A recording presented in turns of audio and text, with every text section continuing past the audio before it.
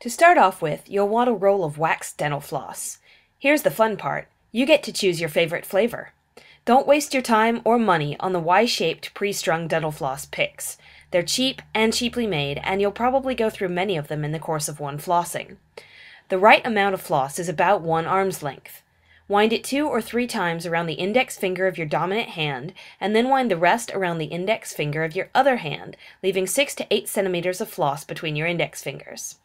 As you floss, unroll a little bit from your non-dominant hand so you have fresh floss for each gap in your teeth, and roll up the used floss on the index finger of your dominant hand. Where you start and where you end is really a matter of personal preference.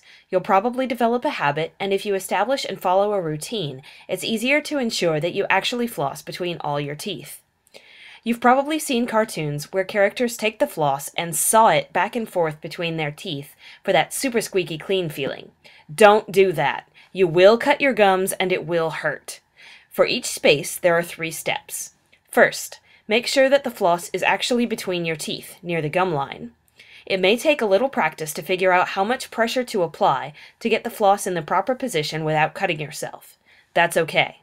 Second, curve the floss at an angle toward one of your teeth to make sure you remove any food particles or plaque along the gum line of that tooth. Third, do the same thing on the other side. This is really important because plaque hides in places you can't see and that are hard to brush. Your gums may bleed or be sensitive the first few times you floss. This is because, if you haven't been flossing, all those small food particles and plaque have irritated your gums, making them more sensitive and more prone to bleeding. With regular brushing and flossing, they should stop bleeding after a few days, but if they don't, you should see a dentist. It's a good idea to floss at least once a day, preferably before you brush your teeth.